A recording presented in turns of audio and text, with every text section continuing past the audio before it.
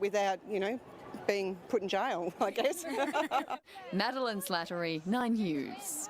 Still plenty to come on 9 News, but first here's Josh Daw with Sport. Josh, the Roosters celebrating a piece of NRL history. Michael, plenty of controversy as they become the first team in 26 years to go back-to-back, sending out one of the game's greats in style. Hear from him next.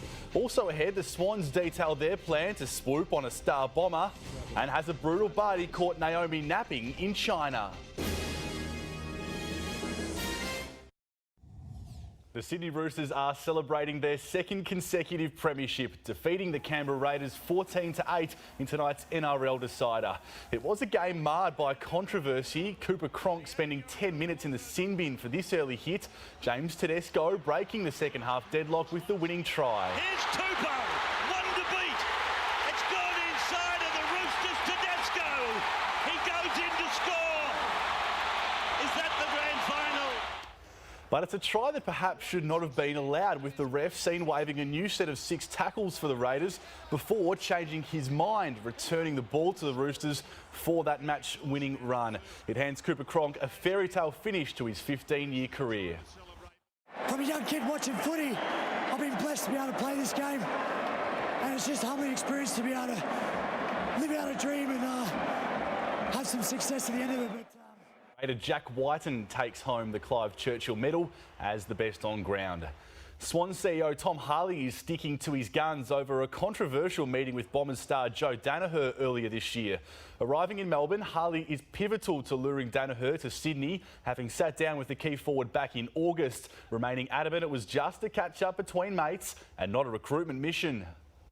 It was exactly what it was as I started early. I'm sure plenty's obviously transpired since then. A lot in the last week or so, probably 2 weeks, but that was back in August, and can hand on heart say that's what the conversation was. The Swans will lose Zach Jones, however, the 24-year-old joining Bradley Hill and Paddy Ryder in nominating to be traded to St Kilda. Nat Fyfe says excitement is high to tackle a new era at Fremantle next season after claiming his 3rd Doig medal. But new coach Justin Longmuir is sending a strong message to his players. The hard work starts now. A 3rd Doig medal to hang next to his 2nd Brownlow, capping off his best season yet. Since 2015 season where I won the Brownlow, I haven't had an All-Australian, played in a final, Club BNF. Anything significant, really. And he's sending a clear message to 3rd place Bradley Hill. His move to St Kilda involves a fight. Put him in a headlock and not let him leave.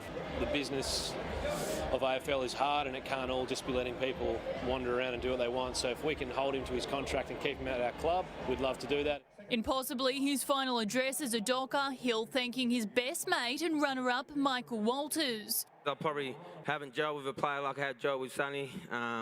This is the way the chemistry we have.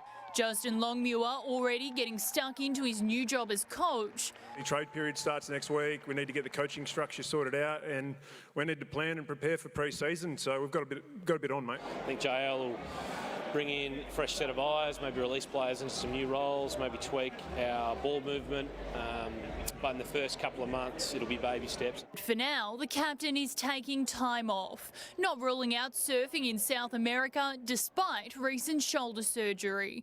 Don't tell him the physio, but maybe a bit of time in Mexico, who knows. Disappear on Tuesday night, 6 o'clock, so I will see everyone in December. Keziah Dawn, 9 News. And finally, Ash Barty has just lost a tight battle for her 7th career title, downed in 3 sets by Naomi Osaka in the final of the China Open. The world #1 hit some brutal winners to frustrate Osaka early, taking out the first set 6-3. Done. Osaka didn't lift her racket, and Barty punches her ticket. 1 set. But the world #4 fought back, taking the 2nd and 3rd sets 6-4, 6-2 on her way to victory. John Millman's first final hasn't ended the way he hoped either in Japan, blown away by Novak Djokovic in straight sets. That's all from me, Jenna. A big week ahead. AFL trade period, it starts tomorrow. Tim Kelly to the Eagles, Brad Hill to St Kilda. There's some big ones to play out. Never seen you so excited. It's the best time of the year, I think. AFL trade period. Thank you, Josh. Catch up during the week. Stay with us. It's warming up for the working week. I'll have your 7-day forecast after this break.